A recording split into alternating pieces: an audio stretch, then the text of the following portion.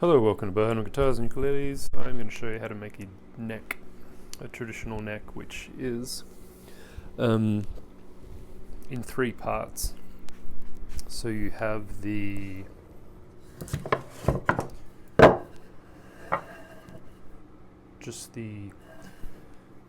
neck, for lack of a better word. Actually, no, I'll show you on a shorter bit. So you have the neck, then you have the the headstock, which will be glued on at an angle, scarf joint, and also the heel block, which goes here. And when you glue all that together, you get this. Normally this is the same width as this, but as long as this is the width of your heel, then you only need a smaller bit. So you can either start with 2 or 3 bits of wood like that, or you can do a single piece like this, which is just cut out of one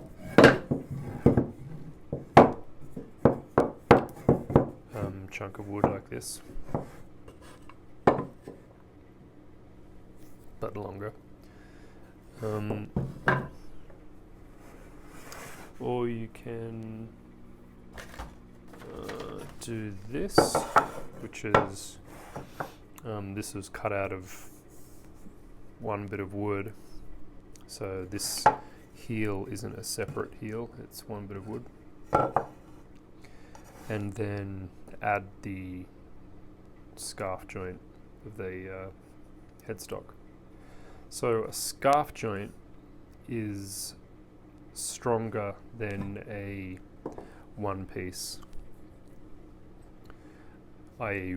a neck cut out of one piece. Oh, there is another last option, which is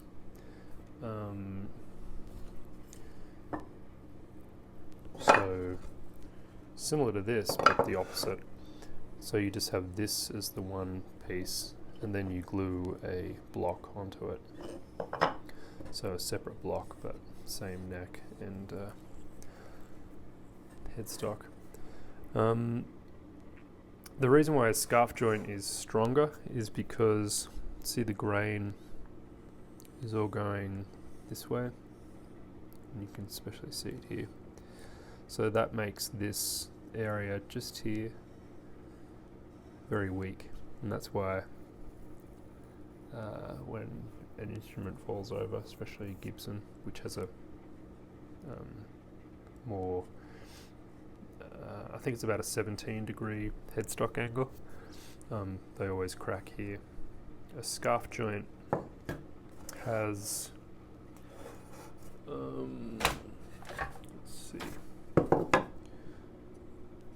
you can see the, maybe not, yeah, okay. So you can see the grain running nice and straight down here, and then you've got the grain running here. So it's as long as you've got a nice flat surface on here, and you glue it well, then this is a stronger way to go about making a neck than one piece. Most people consider one piece necks a bit more high end, especially on guitars and sometimes ukes, but I don't see that. But this happens to be a one piece. This is 3-piece, and this is going to be 3-piece. And this is the one I'm going to demonstrate on, because this is a 10-inch uke, but it's 19-inch scale. And so I thought I would show you how I do it. So the first thing I would recommend you do is make one of these, It's just a fairly rough 1/4 inch template. So you just want to measure, this edge has to be nice and flat, and so I put my nut on the flat area. So on the flat of the fingerboard. Some people put it on the angle area. So under the nut, I measure, well, my finish measurement is 12 mil, but for this I go for about 14 mil. So measure down 14 mil here. You're around the 12th fret. I usually go about 17 mil. Measure down, then just draw a line. And this just happens to be the 15th fret joint. So on a normal tenor uke, it would be 17 inch. And that's the 14th fret. So this is the same dimensions here. So about 14 mil down here, this is the nut. And the bottom line is 17 mil, somewhere here. And this is going to get, while I could get a heel, one piece heel and neck, that would mean, so you can see kind of where this heel is here, that would mean all this wood would be too short for anything else. So what I'm going to do is, if you just cut this into, full lengths, you can get at least 4 necks, probably just 4. So it's an excellent yield, and that's another thing. It's a better yield to do it a traditional way like this, so a 3-piece neck like this, separate heel. Actually, this, normally a heel is like cut across here, so that's not a great example, but yeah, it's a much better yield of wood. And then in here, I can, if I wanted to, I could get, probably just 2 head plates, not head plates, scarfed joint head stock areas. But that will just be, this chunk is dedicated to 19-inch scale uke necks, because it just happens to fit absolutely perfectly.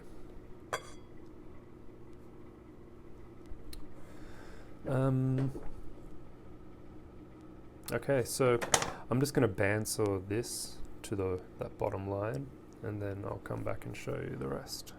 Okay, so I cut this off here.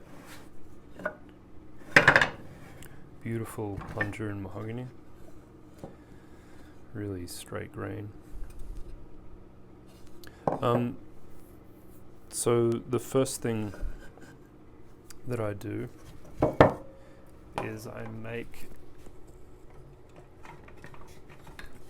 everything's falling. Make one of these. There's a lot of first things I do. So this is 12-degree headstock for a slotted headstock, and this is 15-degree for a solid headstock. And the 15-degree is what corresponds to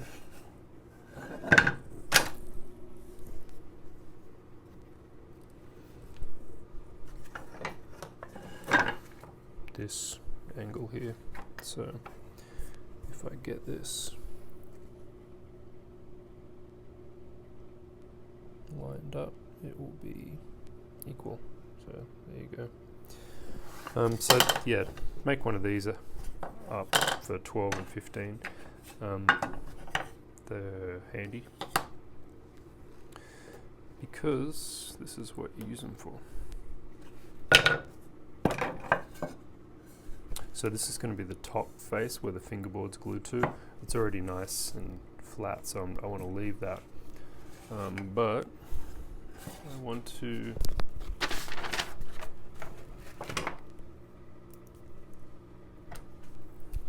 this was where the nut was going to be, so I'll just mark this.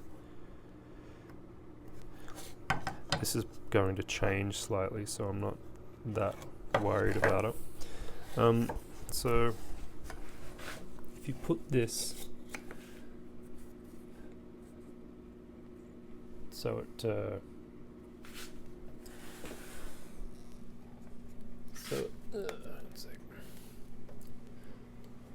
slide this up so it's right at the front, so, and then just mark this and see that's, well, probably can't. That line, Jesus, that line is forward of this line, which is good. That's what you want, because once we glue on a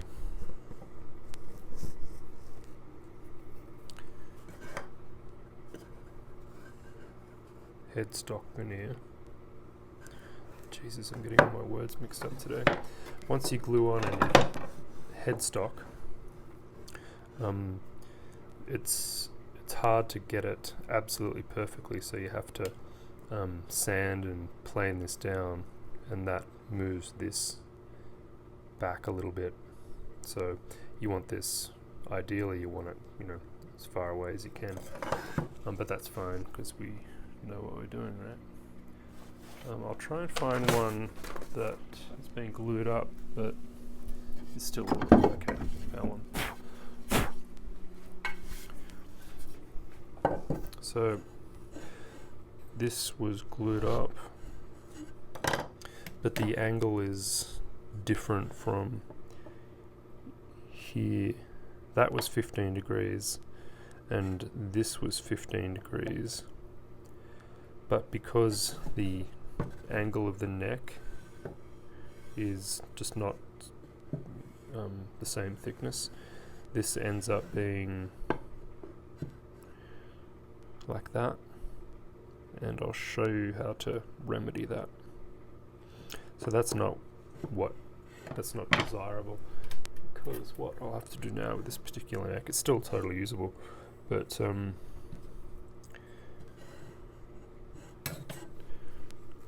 me get this right down here. So this neck will have to be, and I'll put the light down here so you can see the light coming through.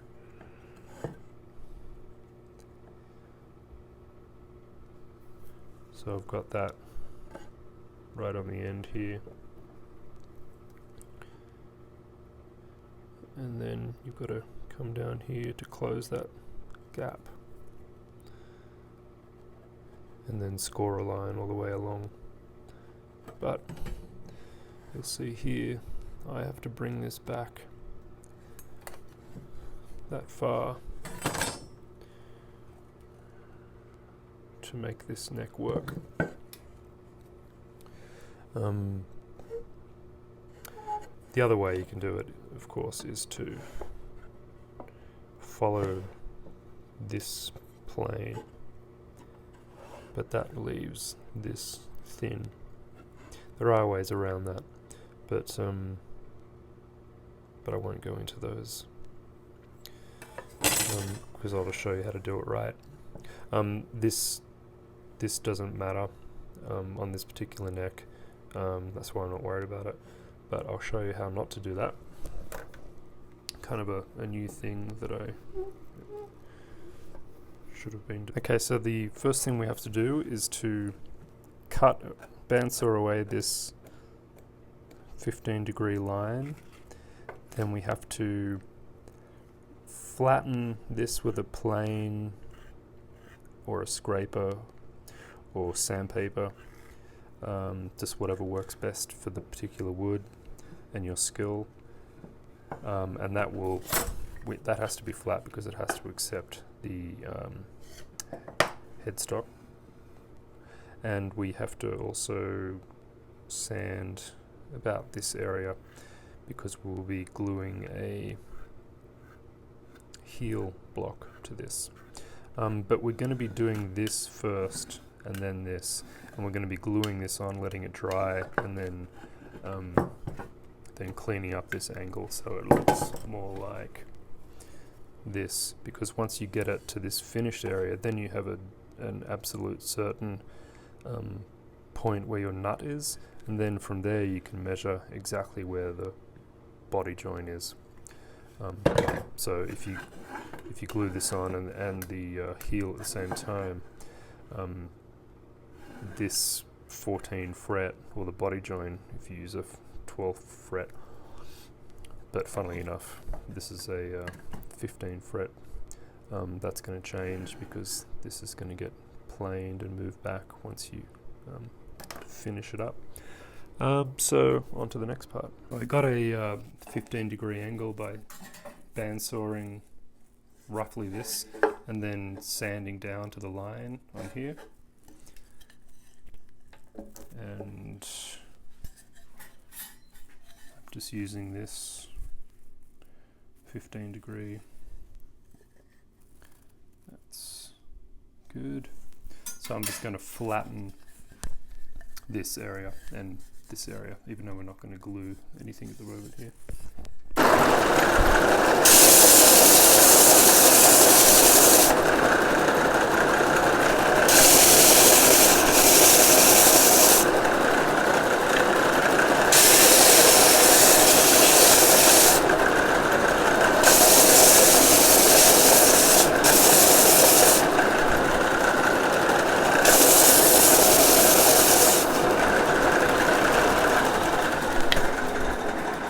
Done.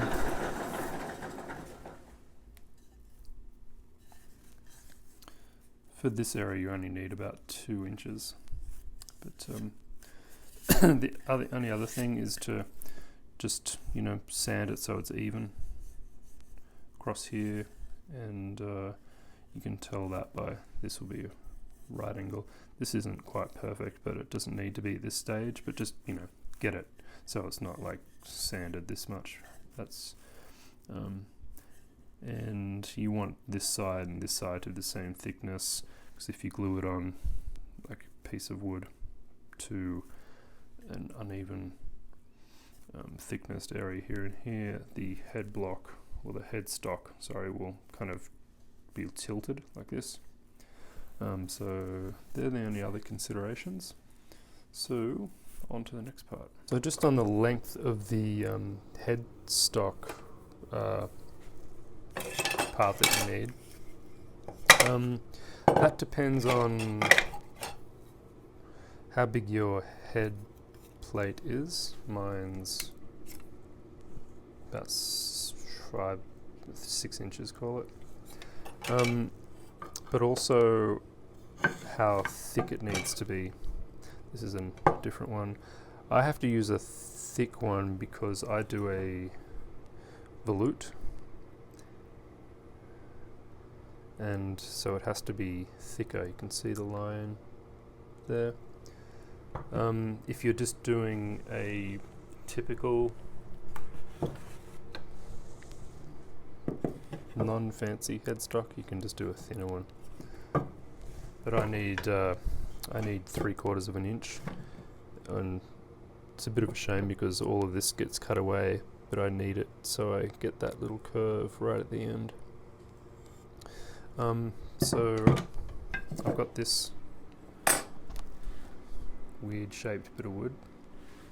This is actually from a one-piece neck. You can see that's the head block there, and this is going to fit perfectly. this because that I need 6.5 inches, and then this is a second one, and it just happens to be perfect length, and also the angle is already cut into it, so there you go. And then this, who knows what that will become one day. I could use that as a head block extension or something, or even a stacked heel. This, you know, I don't know, could do anything with it. So just gonna cut these out and onto the next part. Okay, so I've sanded, got this at 15 degrees, and I've got this at roughly 15 degrees. But what I wanted to show you was, if I put, and I've sanded this flat, you know, I've checked it this way and that way, just the, well, I need that much for this particular thing, so it's got to be flat from the point to about there. But if I put that here, and obviously it's not sanded perfectly, but if I put that there, and then put this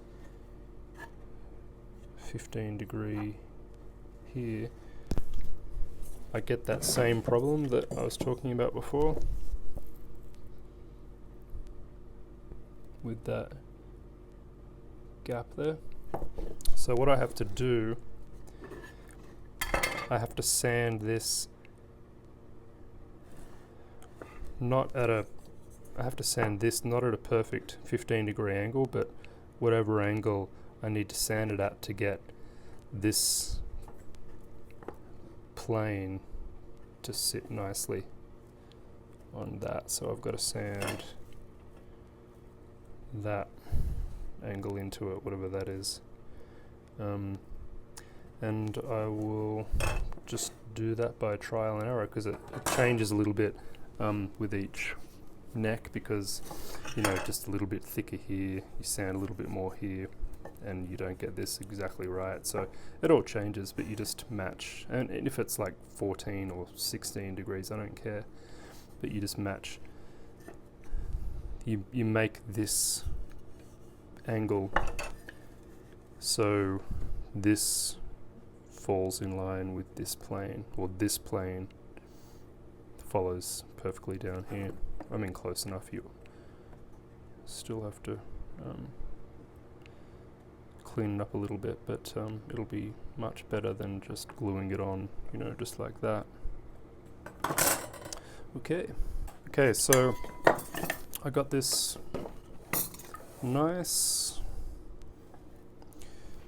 and the plane is perfect. So the angle that I ended up having to put on this was, oops, it's probably not going to be a lot different. Hang on. It was about 16.5, 17.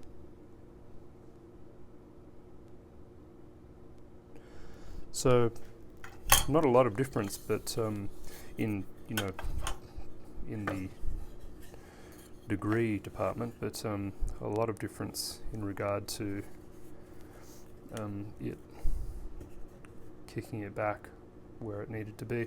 So the last thing before I glue this is I just get a nice hang this off the edge, and I just, you know, really carefully sand that, or you could use a plane as well.